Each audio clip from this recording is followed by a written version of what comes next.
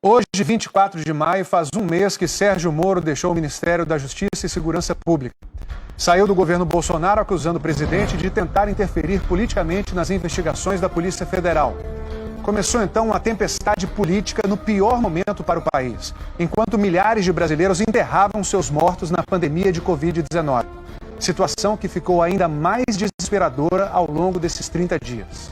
Depois que Moro pediu demissão, o Supremo Tribunal Federal determinou a abertura de um inquérito para apurar as denúncias. E nessa investigação, o vídeo da reunião ministerial do dia 22 de abril foi apontado por Moro como prova da intenção do presidente de obter informações privilegiadas.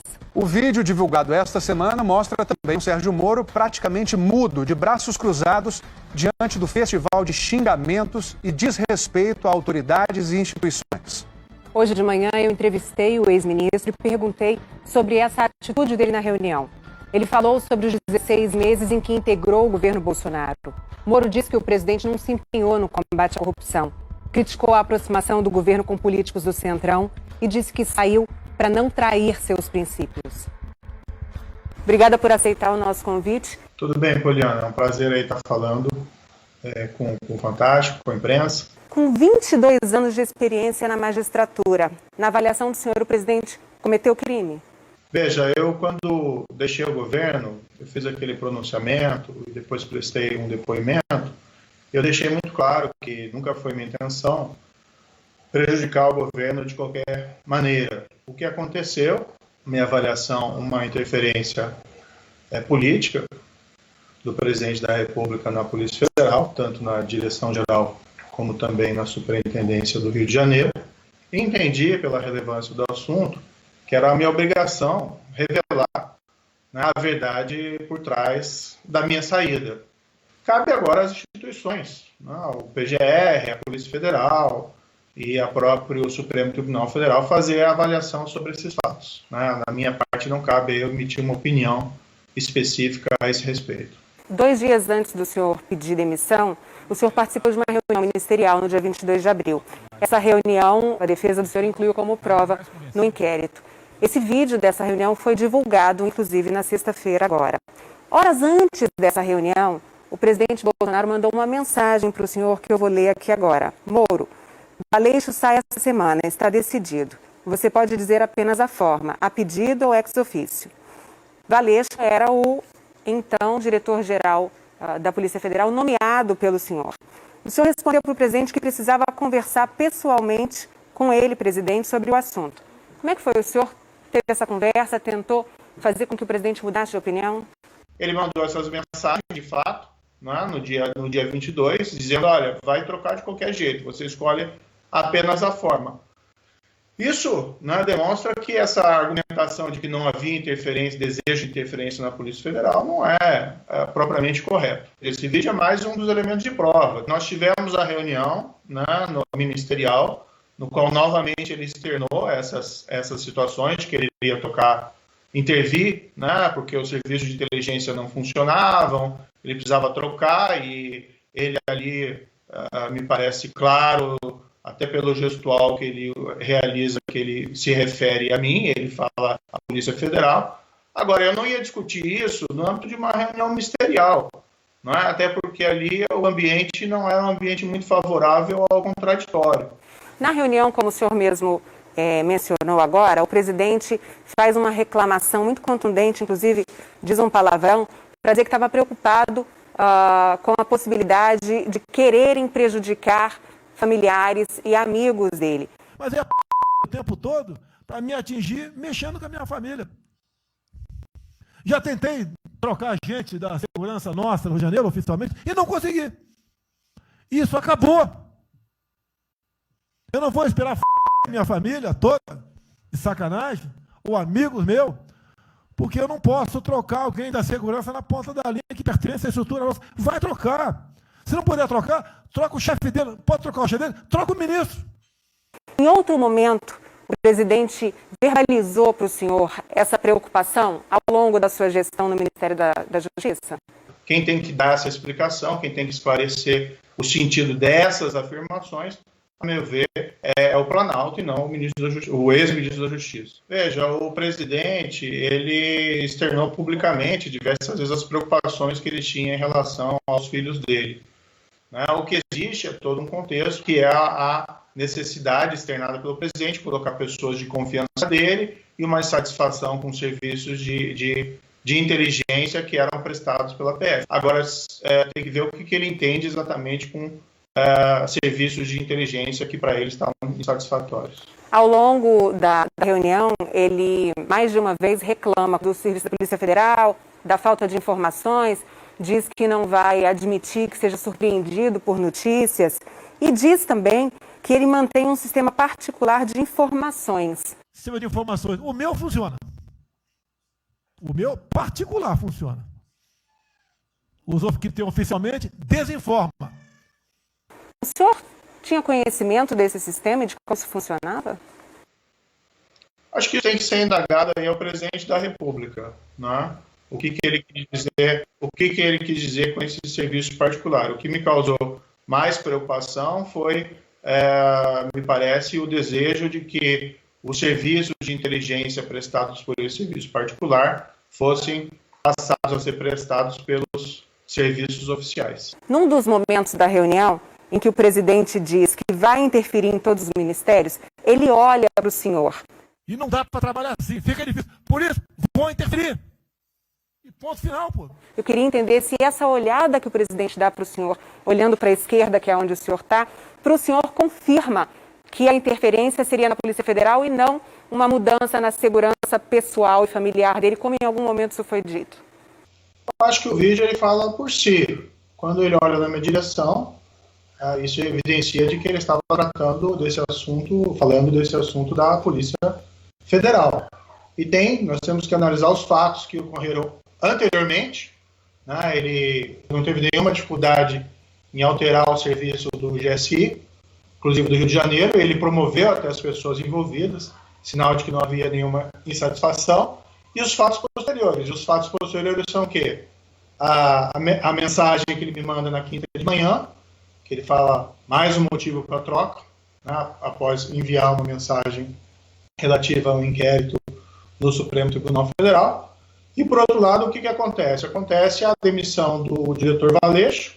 Em que momento o senhor sentiu que o presidente estava tentando agir de forma a que a Polícia Federal atendesse aos desejos dele, às necessidades dele?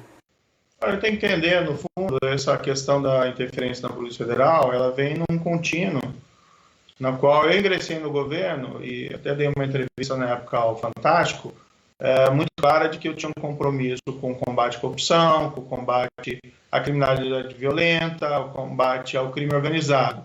E, em parte, isso foi realizado, especialmente a criminalidade violenta e o combate ao crime organizado. O que eu entendi, no entanto, é que essa agenda anticorrupção, e desculpem aqui os seguidores do presidente se essa é uma verdade inconveniente, mas essa agenda anticorrupção não teve um impulso por parte do presidente da República para que nós implementássemos. Então, nós tivemos lá, por exemplo, a transferência do COAF, do Ministério da Justiça, não houve um empenho ali do Planalto para que fosse mantido no âmbito do Ministério da Justiça. Depois houve o projeto anticrime, que não houve, a meu ver, um apoio adequado por parte do Planalto. Houve lá a mudança do entendimento da execução em segunda instância. Depois foi apresentada uma proposta de emenda constitucional para restabelecer a execução em segunda instância, que é algo muito importante contra a corrupção. Não houve uma palavra do presidente da República em apoio. Então, essa interferência na Polícia Federal, a meu ver, ela vem no âmbito de um contínuo, não é, em que eu vi essa agenda anticorrupção ser cada vez mais esvaziada. E, recentemente, nós vimos essas alianças, né, que são realizadas com políticos que não têm um histórico totalmente assim, positivo dentro da história, né, da administração pública. É certo que é preciso ter alianças no parlamento para conseguir aprovar projetos. Então, eu acabei entendendo, né, com essa interferência que, olha, não faz sentido eu permanecer no governo. Até porque, né, qual que era a minha percepção? O governo se vale da minha imagem, que eu tenho esse passado de combate firme contra a corrupção, e, de fato, o governo não está fazendo isso. Não está fortalecendo as instituições para o combate à corrupção. Por que o senhor não saiu antes? Eu fui permanecendo porque eu tinha esperança de conseguir avançar com essa agenda. Eu fui vendo essa agenda sendo esvaziada e, para mim, realmente a gota d'água foi essa interferência na Polícia Federal. Em particular, porque a Polícia Federal ela também investiga malfeitos dos próprios governantes. A pergunta que surge é se o senhor teria guardado alguma prova justamente para não parecer que teria sido omisso em relação a alguma possível conduta criminosa do presidente durante a sua gestão. Não, de forma nenhuma. Não houve nenhuma situação. Toda a situação eu revelaria, se fosse o caso. Claro que existe todo esse contexto também que eu mencionei antes, de um desapontamento em relação à falta de empenho, né, do presidente em relação à agenda anticorrupção, que envolve agora essas alianças políticas, algumas questionáveis. Veja, vamos colocar bem claro, eu não tenho nada contra os políticos, mas algumas alianças são realmente questionáveis. Ministro, eu me lembro aqui que quando o senhor me deu aquela entrevista em 2018, o senhor me disse que o presidente Bolsonaro tinha um compromisso com o senhor de que ninguém seria protegido no governo dele. O senhor acha que ele quebrou esse compromisso? Quando há essa interferência sem causa na Polícia Federal, isso me trouxe assim muito incômodo. Se viu em outras situações, trocas, substituições, demissões em outros órgãos do Estado, notadamente na área ambiental, que também seriam um pouco controversas. Que outras trocas o senhor considera que foram controversas? A própria questão das substituições do Ministério da Saúde, eu acho que são absolutamente controversas. Claro que o presidente escolhe os seus ministros, mas são substituições assim bastante questionáveis do ponto de vista técnico. Eu quero dizer que eu também me senti desconfortável com essa gestão. A posição do governo federal em relação à pandemia, muito pouco construtiva. No dia da reunião, o Brasil contava com 2.900 mortos, mais de 46 mil casos de Covid. E esse assunto praticamente não foi debatido na reunião. Hoje a gente já passa de 22 mil mortos. O senhor que viveu o governo de dentro, por que a pandemia não foi discutida naquela reunião?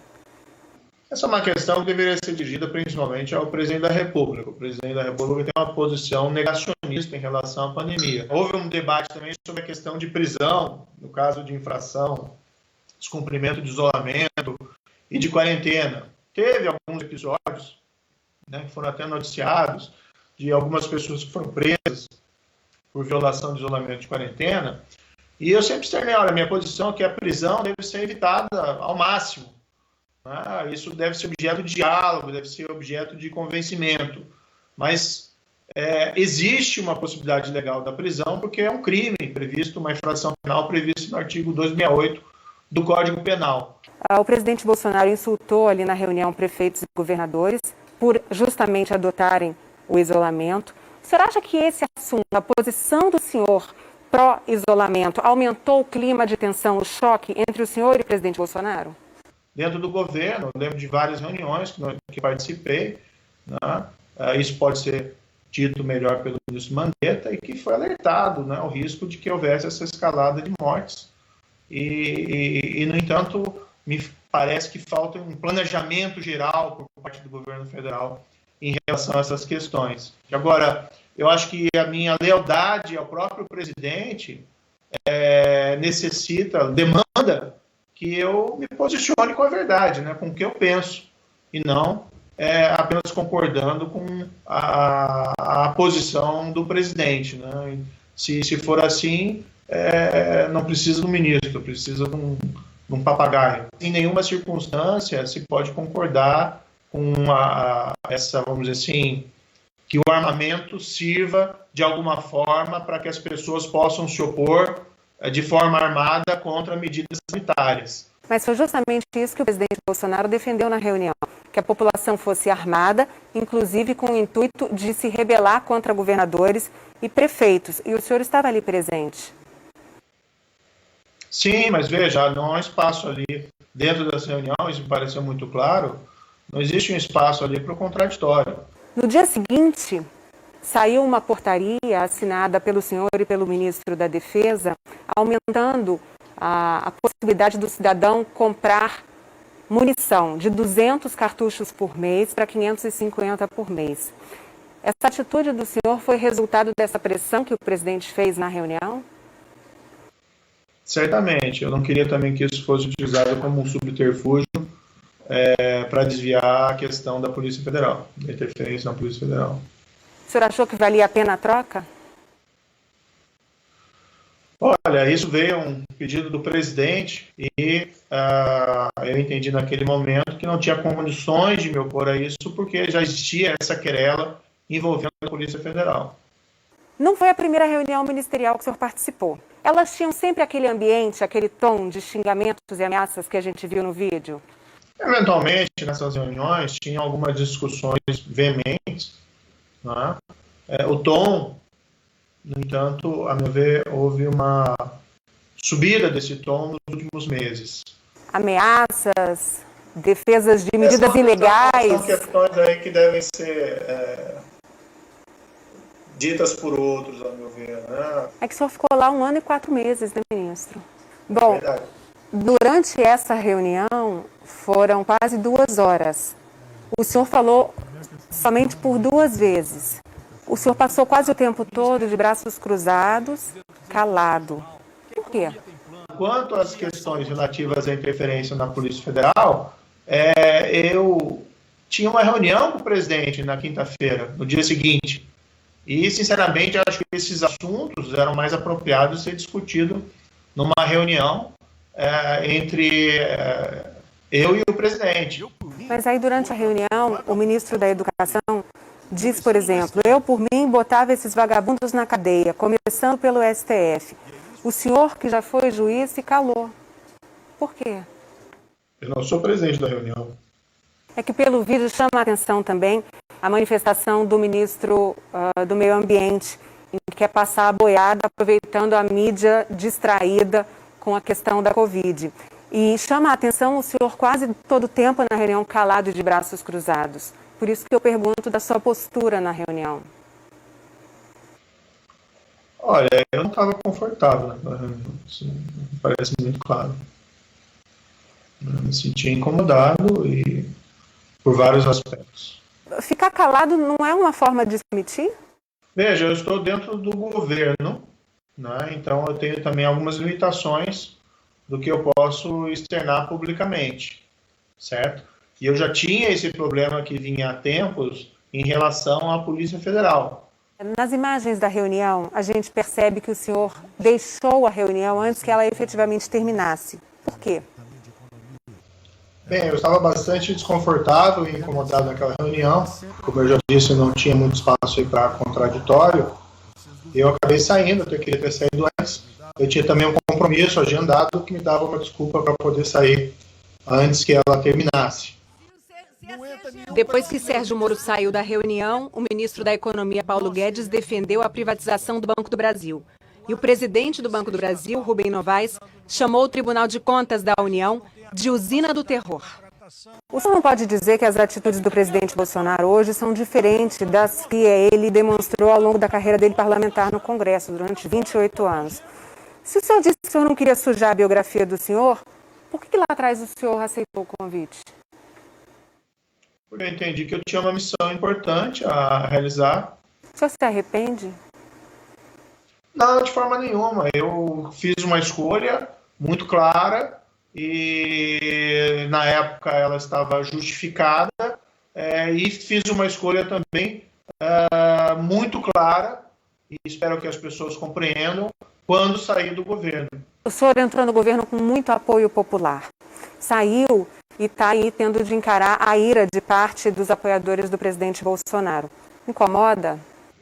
Eu acho que algumas verdades inconvenientes surgiram. Muitos apoiadores do próprio presidente, antes da minha saída, me diziam um tanto quanto frustrados contra essa falta de empenho maior, né, na agenda anticorrupção. Muitos acusam o senhor de ser candidato. Outros pedem que o senhor lance a candidatura antecipadamente. Onde que o senhor está? Em que lugar que o senhor está? Nós estamos no meio de uma pandemia muito grave, muito séria, né? E aqui aproveito para externar minha solidariedade a todas as famílias que perderam entes queridos. Eu acabei de sair do governo, né? Eu vou ter que reinventar a minha vida. Ex-juiz, ex-ministro, futuro o quê? Como eu disse, eu preciso agora, a toda essa turbulência decorrente da minha saída, da pandemia, e eu estou encontrando aí uma maneira de me posicionar. Agora, o que eu sempre disse é que eu quero, de alguma forma, continuar contribuindo, seja na área privada, seja no debate público, com essas discussões que envolvem o país. Agradeço o senhor ter aceitado mais uma vez esse nosso convite para falar para o Fantástico. Então, está muito bom. Eu agradeço também a oportunidade. Acho que eu devo isso à população brasileira.